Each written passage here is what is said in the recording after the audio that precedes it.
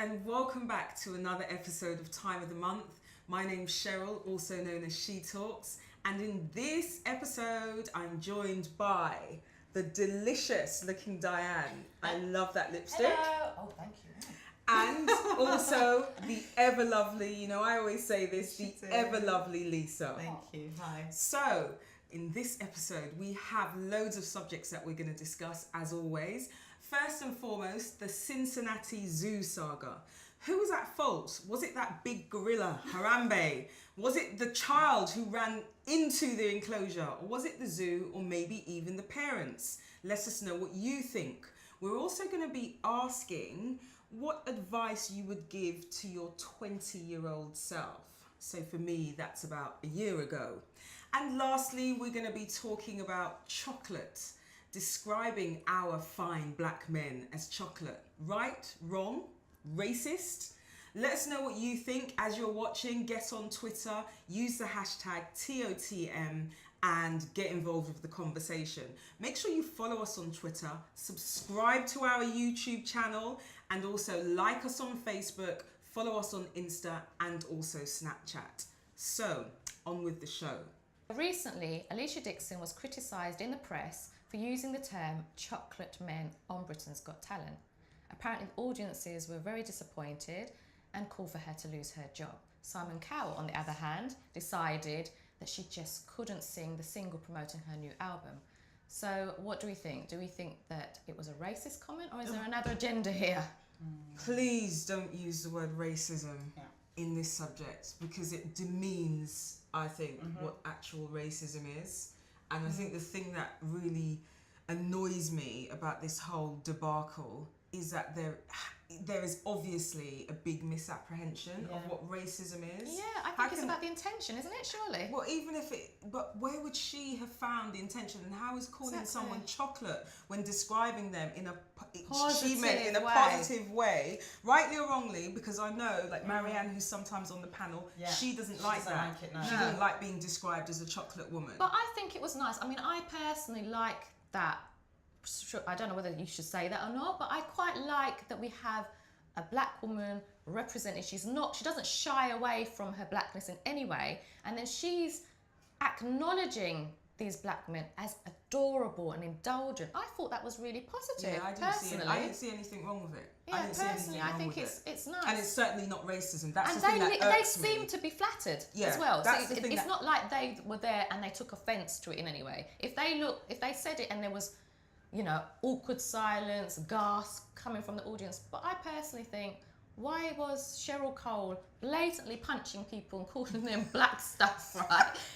And Gamu's not marketable, and then she's there, fa on next week. Can I just say about Cheryl Cole? She was acquitted of the racially aggravated part because of that they acquitted her, and then she gets spin done for her. She gets to go on Piers going, I'm not a racist. Oh, okay. Do you know what I mean? I'm sorry about the accent, but she does. She gets a lot of squeezes, too many. And then Alesha's now like, I'm grateful for the opportunity to be on Britain's Got Talent. I don't want to bite the hand that feeds me. Is that what she said? Well, obviously I'm...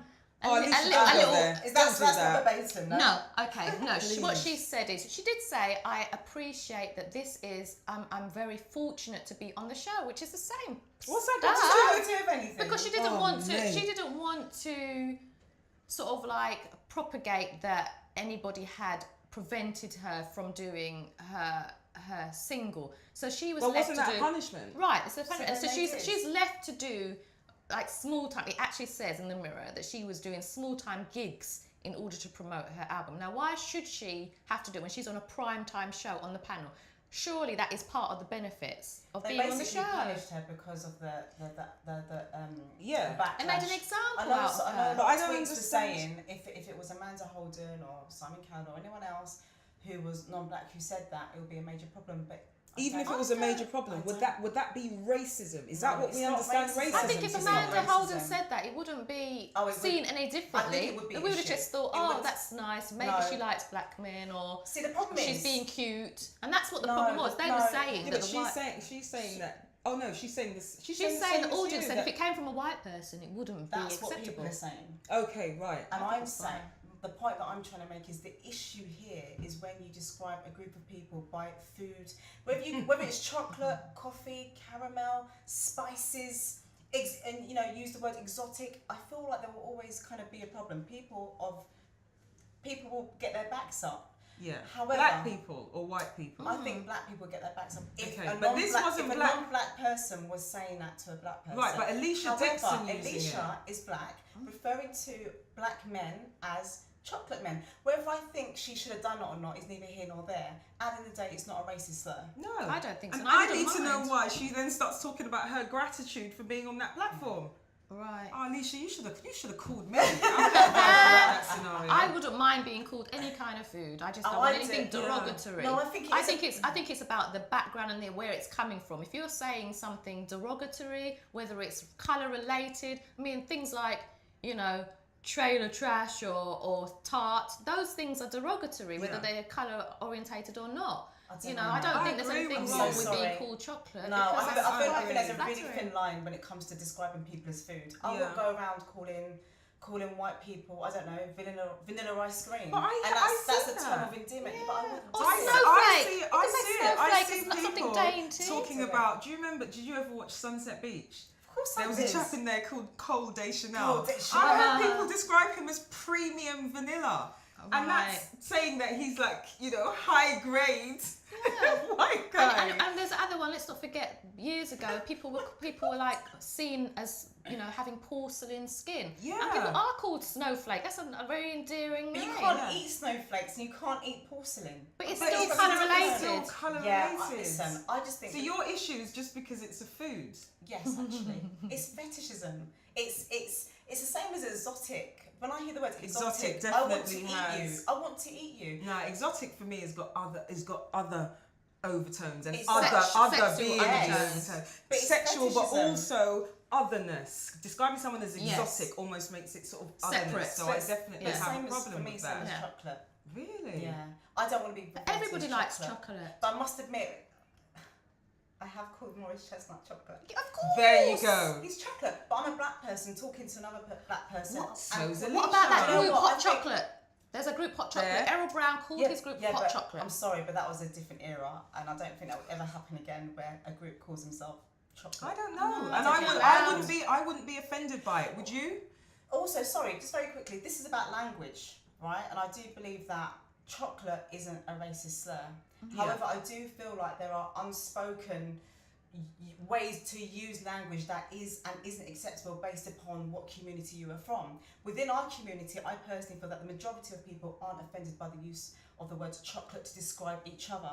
Yeah. Just like I would never use the word puff or queer, but I know that within the gay community, to some of them, that is acceptable. Yeah. So I think this is more about language and what is perceived as being acceptable. I think a lot of the backlash is, well, if we said it, we'll be in trouble, and therefore... I think at least that's a the backlash of different that is not example punished. But though, because that's like equivalent to the nigger word, right? No, Puff and queer, because they use that in the community, but it's Sorry. that they don't want anybody to insult them. It's really- where the N word it's is not not. allowed. Not that Sorry. anyone allowed, but they use Sorry. that in the hip hop No. community, and that's negative.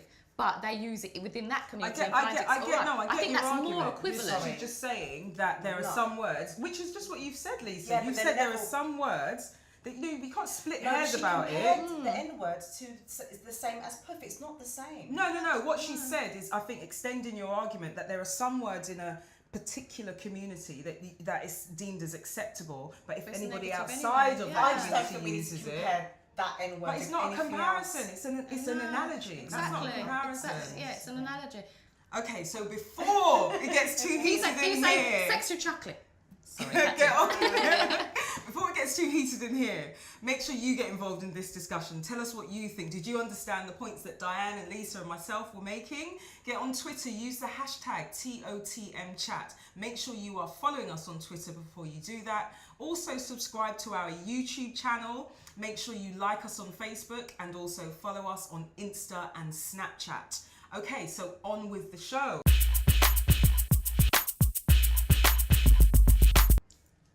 And so, on to the next subject. Which is, who do you think is at fault for the Cincinnati Zoo incident? Oh. Parents. Sorry. I was waiting for somebody to I say know I'm that. I'm gonna say. Well, because from what I read, saw, the gorilla looked as though it was being protective. It didn't look like it was going to harm the child, for one, because they took 10 minutes to shoot it. So therefore, if it was going to harm it, it could just go like this. In seconds, the child would have been dead. And how has this child, this 4-year-old, scaled a 3-foot wall and some bushes? There was no 3-foot wall. Or fence, something. There was no 3-foot wall. There was no 15-foot wall. It's a 15-foot drop. No, but there was a something for it to climb. No. So that child, those parents must have taken their eye off of the child for a long enough period. I think they should shoot the parent, not the gorilla. Excuse me? Really, I'm joking. I'm saying that really, I think parents need to have a bit more of a rein on the children. I think that people should have a rein on the facts of this incident. That's a good point. Because I read that, in fact, this enclosure was specifically designed so that it would have a seamless thing between viewer and gorilla. Yeah. So there was no fence. There was no. Are you sure? Yeah, there was no fence for it. So the child had, unfortunately, easy access. And I just feel as though people. I don't have children, but I mean, I've been around children, and those mofos are fast. You can do this, and in a minute. But I know that. I mean, if I was I wouldn't. I've got a child, and I've got full. I know where you just have when you're on parent mode, you're just like this, and you're right. They do go quickly, but I think there was another way. If I'm honest, I'm not blaming the parents really, but I think there could have been another way. Like they could have in 10 minutes. Why didn't you stun the gorilla? Why kill it? I don't think it was the fault of the gorilla, because whether the parents weren't looking or whether this child is hyperactive and got some kind of ADHD, I don't know. Stop. I'm really sorry, stop. This is a child. It's 4 years old. Children run off all the time. So I think we need to be really careful with what we're saying. The facts are, a 4-year-old toddler fell into what do you call it? Enclosure. Or the gorilla's habitat, as some like to call it. Well, it's not its natural habitat. No, it's not. Yeah, it's in captivity, and then you shot it. Yeah, It was protecting it. Yes, but in that situation, they need to think. This is silverback as well, right? So they need to think, what do we do here? Because the child is at the utmost importance. Unfortunately, they have to make a decision. So it's either kill the gorilla or wait and see what happens. And that in itself would be...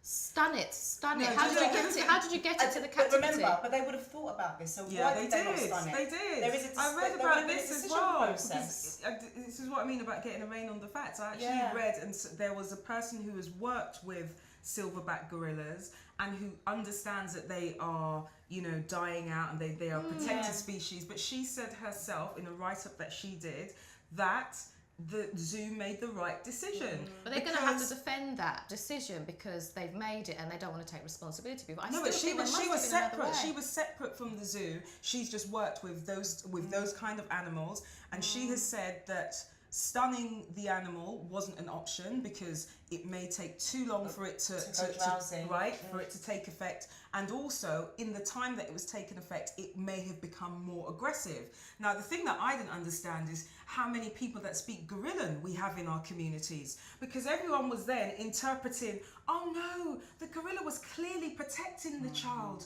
Because you see you can't know that because like you said, anything could have happened in that space of time. But in the clip that I saw, the gorilla has taken the child from the enclosure, from where the kind of water bit is or whatever, and it's taken, and it looks as though it's protecting the child more than anything, because I think they're still quite instinctive animals, and they do know that this is a man cub sort of thing, isn't it? The thing is, I saw the bit when the gorilla, Harambe, apparently his name is, was dragging the child through the water. If the child had hit his head or had hit against a sharp rock and had his head split open and had bled out in that enclosure, what then? That wouldn't have been Harambe's intention, but that may have been what happened. And so everybody's saying, oh, he was trying to protect it. We have to remember, Harambe don't speak English. Exactly. So we're not just going to say, all right, Harambe, stop. So you think it's right that they shot him? I think so, because for me, that child came first. But I tell you who, who I feel like is at fault. Okay, fair enough, the parent, but these things happen. I mean, you're in a supermarket, you see children run off all the time, and they're on the antennae. We have a child at blah blah please. It happens all the time. But for me, it's the zoo that is at fault. Why have you created something where a child can into something? I still I'm think sorry, it's not secure enough. I hear what it's you're not secure enough. No, I agree with that. It's probably not secure enough, but I'm sorry. I know that everybody here is not got the same opinion. I still think the parents have some responsibility. We don't all run around losing our children. I know, but I think if you know you've got a child and you're taking them to something like that, then buy there's prams, there's okay, sorry. The next thing I want to talk about to cut you is that I feel like we need to have a bit of compassion, and I don't feel like we have this when it comes I feel to black sorry people. for them. Because do you remember years and years ago, a similar thing happened where a boy was in the same space as it was a chimpanzee or something? I think so. And was the child unconscious for a while? Yeah. Yeah, and they were lying on their front. I think yes. I've seen, I remember something like that. The chimpanzee or whatever looked after the child, and luckily the child was fine. Yeah. There's been other incidences. Yes, incidents. Yeah, where, something's happened to a child in a zoo, and nowhere has the parents been under such a scrutiny as these parents because they happen to be black. Did you see how they brought out the dad's conviction? I don't think it's because they're black, because I didn't even know they were black until I saw the clip. I would have guessed it when they started talking and slating the parents in the way that they did. But now that as soon as they did know the parents are black, look what happened. The whole man's criminal history was out for everyone to see. I didn't even know that he was at the zoo. He wasn't. He wasn't at the zoo. What has that got to do with anything? I just feel like when it is us, society shows us that we are just not the same. We are less than. Yeah. And actually, it's just. And we're not deserving of the same compassion that you're talking about. If we are being really real, and I'm really sorry, but the McCanns. Well, I don't agree with that either. And I don't agree with it. But they were out having. They'd left it in the house. Left the children while they've gone to have a snack. Break, dinner. It's intentional. Right, that's intentional. I agree. What this parent did, and I just don't want to say. Can I just point out? I still think that they're still at fault. One more thing: the Japanese parents who wanted to discipline their child, who left their child on the near a forest vicinity, left their child, drove off. Their intention was to come back, but within that time, the child went missing for 6 days. 7 days. 7 days. Come on. Yeah. But yet you want to. Anyway, I can't. I'm so angry. I think that once again you see that certain people are placed at a high level of scrutiny and also receive a lower level of. But I personally think that they all have the same responsibility to look after children. I just think you're right. It shouldn't be that these people are obviously made some sort of example out of, if that's the reason, if it's because of an ethnic thing. Yeah. Because personally, that Madeleine McCann thing, again, you can't say it though. It's like it's taboo to say why is your child left there for people to take them out a window or whatever. And let's just leave it on this note that Mrs. McCann has just received an award for being an inspirational woman. Okay, so you guys, did you read this article that was online and also in print from a particular magazine advising women, young women, that they should be more promiscuous in their 20s? As a piece of advice. I'm with you. I don't get it. Yeah. But what advice? Don't think so. Yeah, no, I don't get that as a piece of advice, but what advice would you give to your younger selves? I think firstly I would say if you fail your exams, it's not the end of the world. Yeah. Because I feel like I just remember the pressure that I put on myself at exam time, and it's just ridiculous. It's like you feel like at 16 your whole life depends on your GCSEs, and actually it's not true. It's going to be okay. You're not going to know yourself at 21. You may not know yourself at 25, and that's all right because it's a journey. Yeah. And I would also remind myself, I would say to myself back then that you always knew what you wanted to do. Just keep following your gut. But in regards to relationship, because I just have to be a bit naughty. I would say, okay, all right. In how I am, how I've been brought up and how I feel, I think, I've always been brought up with this legs crossed thing and, you don't sit around. Now you see these girls, blown up lips, everything out on social media. Yeah. And I feel a little resentful. I mean, I'm like... Do you feel like you missed the boat on that? I feel like I missed out. It's like, all I it's like, where's it got me? I'm like cobwebbed at 40 odd. Do you know what I mean? It's like, Diane! I should have really have gone. So do you agree So with you, that she advice agrees the then? stylist advice. I agree in the case of, I don't know if I agree because I'm not like it, but I do feel a little jealous. What difference would it make? If I'd had loads of guys and gone on loads of dates, slept with all of them, how would it have affected my life? What? You know, I mean, obviously within reason if you was safe. Yeah.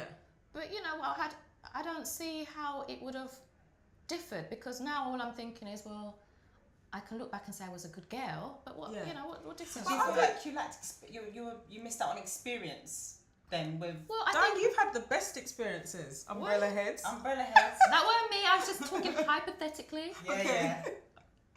But do you feel like you missed out? Exactly. If I had had 100 men, right, then umbrella head might have been a distant memory. But when you've only had 3, and one of them is umbrella and one of them is PE, then you're upset, isn't it? You'd be vexed. Right? But you say seriously though, you say that you don't see how it would have affected you. It could have affected you health-wise. That's why I said if you're safe. It could have affected your self-esteem. Why? I'm telling you, there's this girl pops up on Instagram. She's got big lips, blown out. She's giving it F-boy. She sleep with people boyfriend. She sleep around. Happy? She's promoting everything every single day. It's a new Insta picture. But is she happy? Am I happy after I'm sitting there going umbrella head, right? She don't look any less happy than me. She's got picture Insta every day, right? Sleeping with everybody. And as far as I'm concerned, she could turn around and say, well, I want that and I don't want that. I know what I want because I've had 100 to choose from, and actually I'm going to stick with 99. I don't need to see what 100's like. Where, you know, what's stopping you from doing that now? What's stopping you from choosing as an older lady now to go out? You're older. No, but you're older now. So what's stopping you from saying, you know what, I'm older. I can do what I want. I'm an independent woman. I can go out there and get what I want.